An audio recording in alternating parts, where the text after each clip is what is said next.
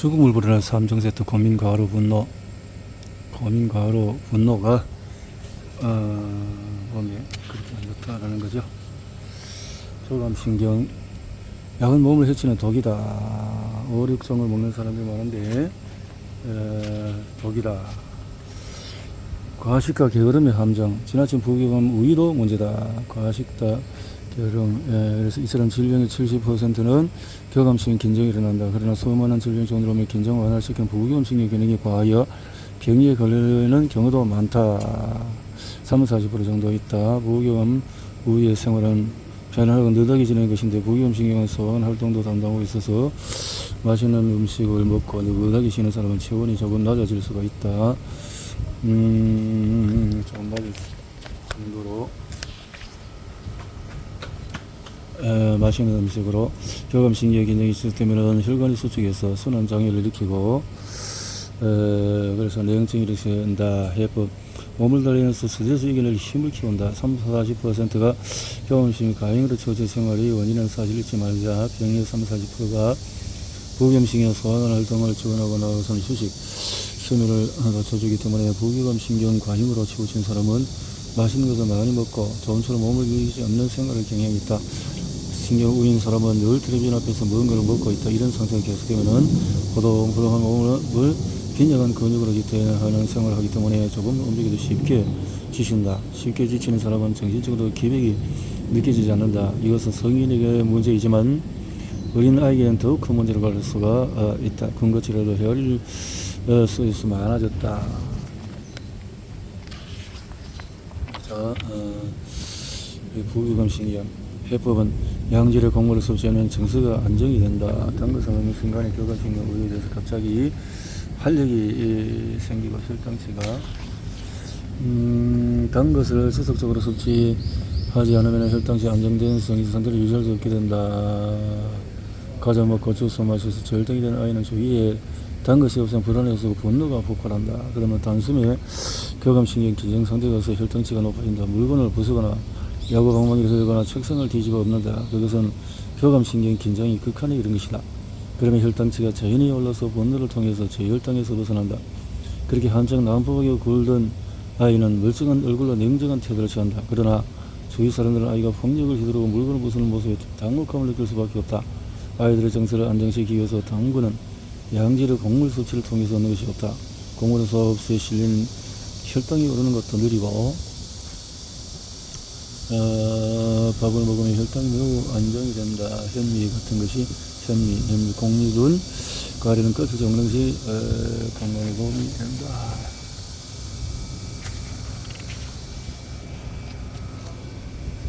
낮과 밤이 다른 생활로 균형을 유지하자. 어떤 생활에 강한 저항력이나 정신적 교육성, 몸과 단련을 해야 된다.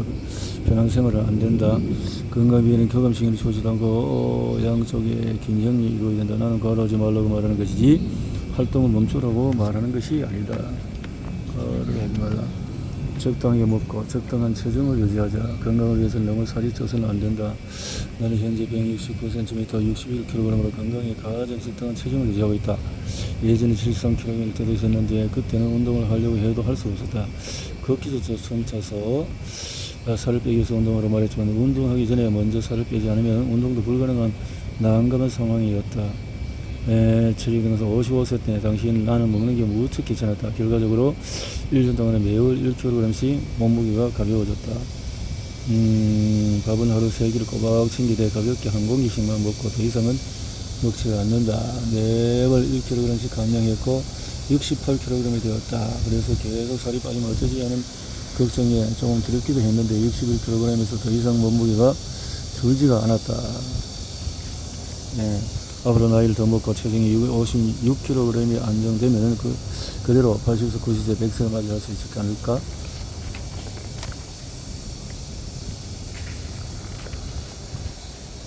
예.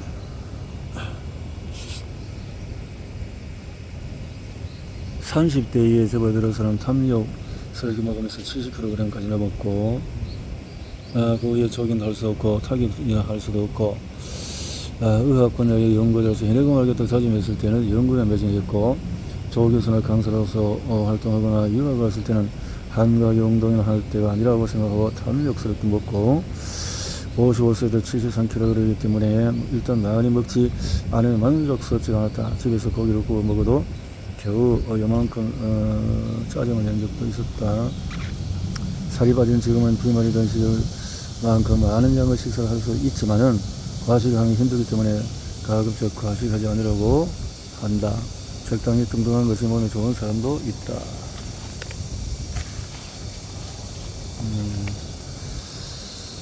대사정을 좋지 않다는 말을 자주 하는데 비만을 너무나 부정을 생각하는 경향이 있지만 반드시 그런 것만은 아니다. 많이 먹고 온 힘을 다해서 열심히 살아가는 시기도 분명히 있기 때문이다. 그 시기는 바로 30대 50대 한창 일할 시기 아닐까? 그 이후에는 살이 빠져도 좋다. 서양인적인 나이를 먹어서 살이 찌고 그대로 노후를 보내는 사람도 있다. 신선의 세계는 금욕의 세계다. 성욕도 식이 뚝 되면 인간도 단백이 된다. 살찌게 하는 것은 음식을 많이 먹고 세포 분열을 촉진시키고 해당계가 막고 있다. 세포 분열이 왕성하면 성장기처럼 늘 젊기에 마른 사람보다도 살찐 사람은 피부가 압도적으로 젊다. 암은 어떤 사람이 걸릴까? 왜 인간은 암, 류마티스, 아토피성, 또 피부염이 걸리는 것일까? 대장성 대장염이나 도발성 난청, 치질이나 치질병 등이 많이 관련돼 백혈구의 역할과 자율신경 지배의 구조로 하는 그 원인을 밝힐 수 있다. 그런데 지금 암에 걸려서 병원에 가도 왜 암에 걸렸는지 질병의 근본적인 원인을 정확히 이해하고 이해해줄 의사는 없다. 류마티즘도 마찬가지다. 또한 피부 건염이나 피부 경화증을 비롯해서 수많은 질병도 역시 원인 불명인 상태에서 치료가 이루어지고 있다.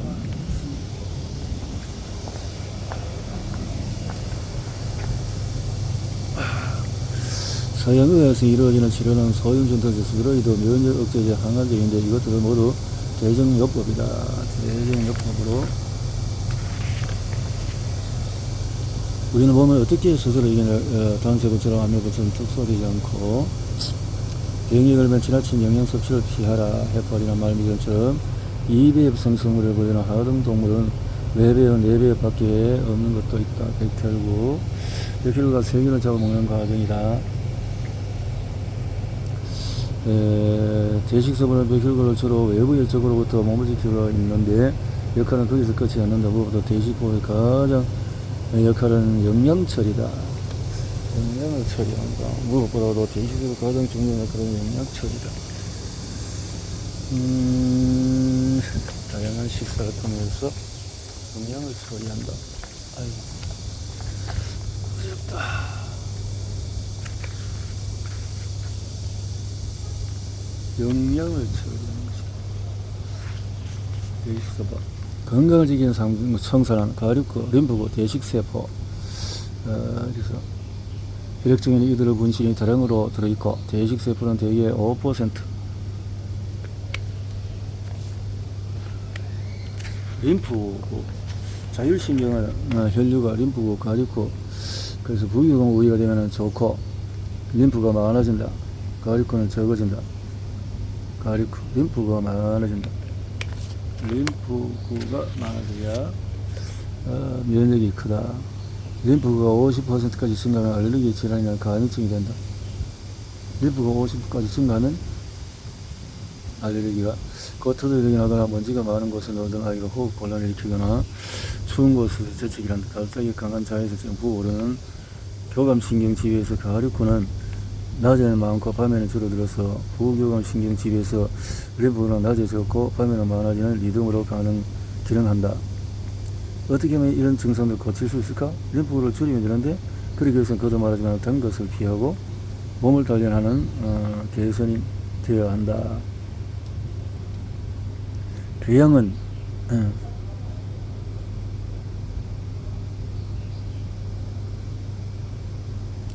혈류와 가륙구의 관계에서 의의 나름 교감신경이 긴장 상태에 있다는 것은 우리가 돌아다니고 활동하는 상태를 말합니다.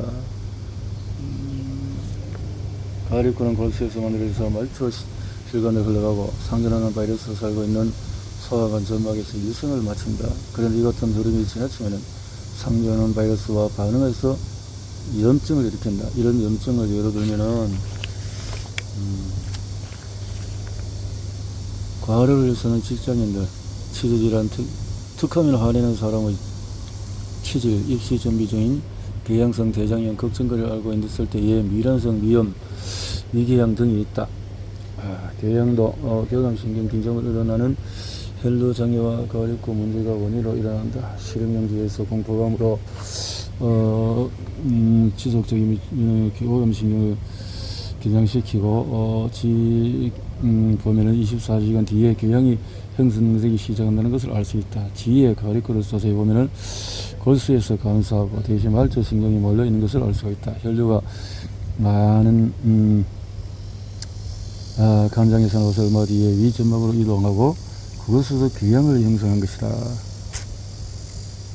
헬리코박터 바이러리는 체내에서 상주하는 바이러스인데 속이 쓰일 때 먹는 위약을 먹으면 위산의 분비가 억제돼서 헬리코박터 바이러리가 증식하여서 필요 이상으로 폭주한다. 위궤양의 위산은 관련이 없는데 불필요하게 제산제를 먹는 사람은 위는 더욱 높아진다. 결국 위약으로 헬리코박터 바이러리를 증식시키는 셈이다. 궤양 어린은 위산이 많아서 헬리코박터 바이러리 때문이라 하지만 50대 일반인의 90% 이상이 헬리코박터 바이러리의 양성 반응을 보이는데 이 균이 원인을 말한다면 굳이 틀린 얘기라고 할 수는 없다. 하지만 스트레스로 인한 분비 현상의 억제, 결국 위산 억제에서 근본적인 원인을 찾아야 할 것이다. 위산 억제에서 원인을 찾아야 한다. 몸을 혹사하면 병에 걸린다. 열심히 야근하는 간호사가 만성 췌장염에 걸리거나 심야 아르바이트만 해온 20대 남성의 골수염을 일으키는 경우를 종종 본다. 이것은 골수에서 만들어진 가리구가 극한까지 자극을 받아서 자기의 작용을 일으켜서 염증이 생겨 곪아서 골수염이 되었다고 짐작할 수 있다. 이것도 무리한 생활 탓에 일어나는 병이다. 밤은 나빠도 부교감에 우위가 되어야 하기 때문에 아무것도 아닌 일상 환자가 비상계를 누르면 간호사의 몸도 버틸 수가 없다. 그래서 밤에 하는 일은 매우 위험하다. 무리하는 사람은 산소 소비량이 많기 때문에 활성산소의 발생이 많아서 피부색이 검어진다. 평온하게 살고 림프가 많은 사람은 산소의 소비량이 적어서 뽀얗고 통통하며 부드러운 피부를 유지할 수 있지만 그것이 지나치면 또 가민해진다. 보통 상태라면 다소의 유기용제라도 괜찮지만 새로운 아파트에 이사를 갔을 때 림프가 많은 사람은 화학물질 가민증이 되는 경우가 있다. 또한 치열한 경쟁률을 뚫고 일자리를 얻은 20대 젊은 사람이나 30 전후의 사람이라도 집에 들어오면 매일 밤 10시, 11시라면 역시 몸이 버틸 수 없다. 요즘은 건강을 위해서 소식이 좋다고 말하는 시대이기 때문에 새끼 먹는 것은 지나친 것이 아닐까? 그러나 너무 소식을 해도 좋지 않기 때문에 아침에 가볍게 채소나 주스를 마시자고 요령 있게 게으름을 피우면 자신의 몸을 지킬 수가 있다. 조직 파악의 질병은 무리한 생활에서 시작한다는 지식이 없으면 무심코 고된 생활을 계속하게 된다. 암은 억척병이다. 너무 억척스러운 암에 걸리는 것이다. 필요 이상으로 걱정거리를 않고 안절부절 못하는 상태에서 살면 암이 된다.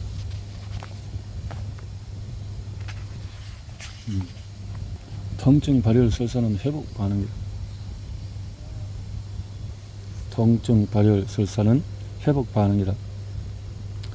예전에 매일 바쁘게 음악 활동을 하고 있던 어느 여가수가 돌발성 난청이 되었는데 이것도 역시 과학하리만큼 힘든 생활 때문이었다. 격렬한 부부싸움으로 아내가 돌발성 난청이 되기도 한다.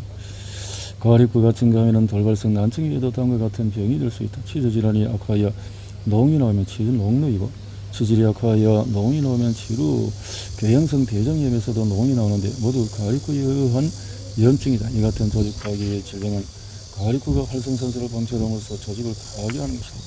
유선에 의해 자궁 내막이 파괴되면 내막증이나 난간염이 되고 난소낭 등의 경우에도 농이 있기 때문에 이것도 역시 가립구의 기능 이상으로 볼 수가 있다. 혈류, 우리 몸은 건강한 조직이 교감신경 긴장으로 장애를 일으켰을 때 부교감신경 반사가 일어난다. 통증을 일으키고 열이 땀이 나고 설사 증상은 병을 고치기 위한 치유 반응을 보이는 것이다. 이때 프로스타글란딘, 아세틸콜린, 세로토닌, 비타민이 나오고 붓기나 통증, 가려움증의 증상을 일으킨다. 설사는 병이 나올 때 나타나기 때문에 약으로 설사를 멈추면 오히려 병을 고칠 수가 없다. 약으로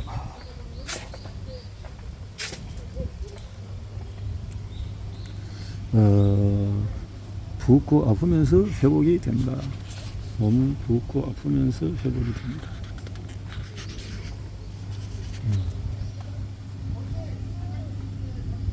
한 가지 또 알아야 할 것은 조직 파괴의 병이나 암이 그저 맥없이 우리가 항복하는 것이 아니라 반드시 파괴된 조직과 이상해진 조직을 원래대로 복구하기 위한 치유 반응이 일어나는 사실이다. 예컨대 화상을 입었을 때 피부가 부어오른다. 상처를 입었을 때도 마찬가지고 최근에는 그다지 볼 수 없지만 동성이 걸려도 피부가 부어올라서 스스로 회복하려는 노력을 한다. 결국 조직이 파괴되었을 때는 혈류를 증가시켜서 열을 내고 끈끈하면서 회복이 시작이 된다. 따라서 기행성 대장염을 앓는 사람이 붓고 설사를 한다면 스트레스로 인해서 정체된 혈류가 부경험 신경 반석이 일어나면서 회복되고 있다고 생각해야 한다. 여성이 직장에서 힘든 일하고 돌아왔을 때 욱신욱신 두통이 생기는 경우가 있다. 이것도 혈관이 확장해 혈류가 회복되고 있다는 신호이다. 혈류장애도 회복할 때 프로스타글란딘이라는 조직 물질이 작용하여서 혈관 확장, 체온 상승, 통증을 유도하여 회복한다. 그런데 이때 소염 진통제 스테로이드 같은 소위 염증을 멈추는 약제를 과잉으로 사용하면 모처럼 얻은 회복 기회를 잃고 만다. 유모침제 역시 자기 항체의 반응으로 조직이 파괴되고 그것을 회복할 때 붓고 통증이 나타난다. 소염 진통제를 먹으면 과육구가 증가하고 스트레스를 받을 때 마찬가지로 상태가 되는 것이다. 두통과 생리통으로 반복적으로 겪는 여성은 고전 생활로 혈류 장애가 일어나고 그럴 때 진통제를 먹으면 억제가 되기 때문에 대식소변에 영양분이 들어오지 않으면 뼈나 근육 등과 같은 양으로 삼아서 연명한다. 가장 필요 없는 몸의 조직은 폴립이나 암, 검버섯이다. 대식세포는 기화 상태가 되었을 때 탐욕스럽게 먹어치우기 때문에 소식으로 검버섯이나 암이 사라지는 것은 모두 대식세포의 기능 때문이다. 대식세포의 특징을 알고 병을 고칠 필요가 있다.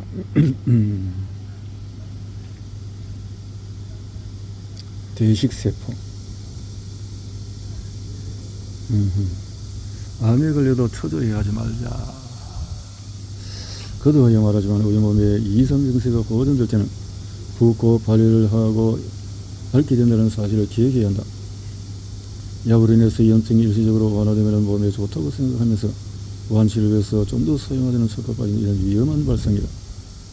암을 근본적으로 치유하기 위해서는 몸을 따뜻하게 하고 혈류를 증가시키고 림프구를 암세포 부위에 보낼 필요가 있다.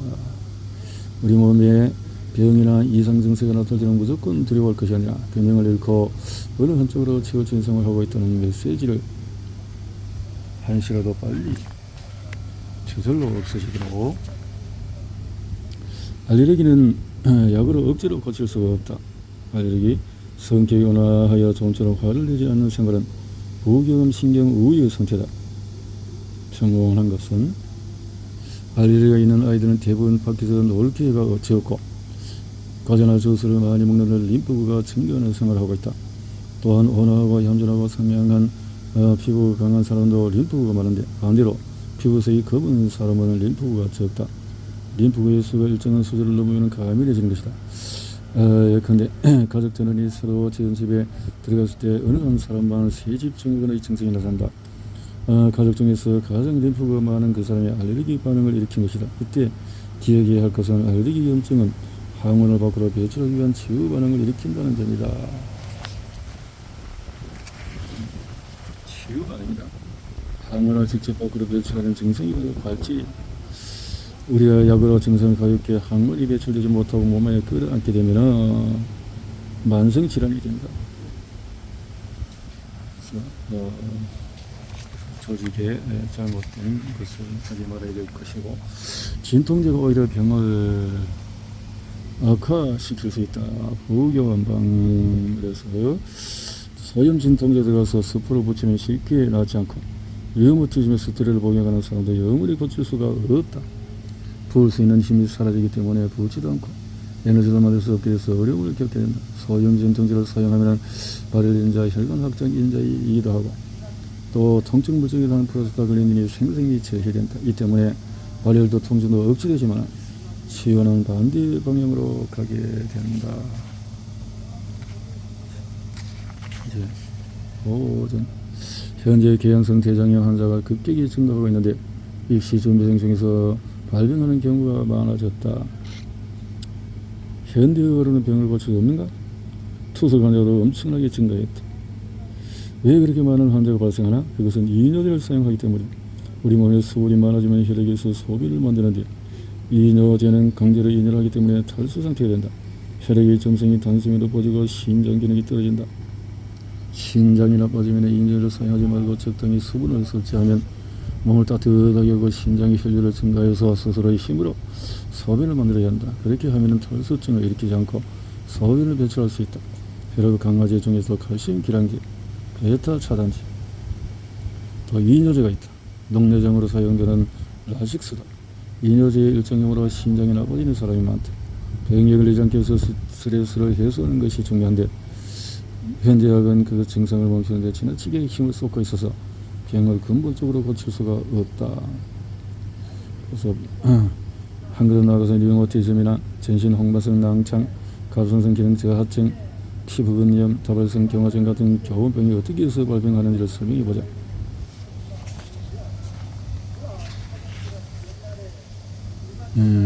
교원병에 포함되는 것만도 무려 50종이나 있다. 교원병이 여성에게 많은 것은 여성에게 림프가 많기 때문이다. 앞에서도 설명했듯이 림프가 많은 사람은 스트레스에 과민 반응을 보인다. 심각하게 고민이나 밤샘 등 원인은 사람마다 각각 다르지만 스트레스 받으면 면역 억제가 일어난다. 그렇게 되면 조직 파괴가 일어나거나 체내에 있는 바이러스가 폭주하기 시작한다.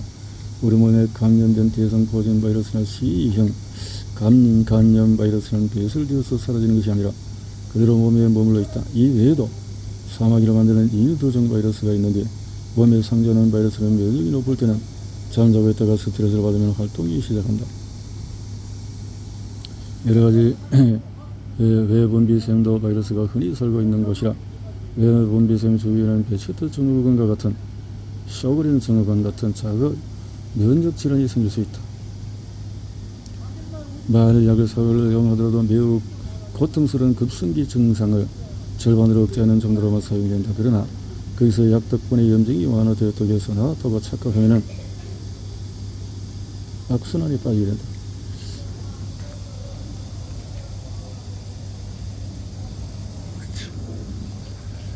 또 이렇게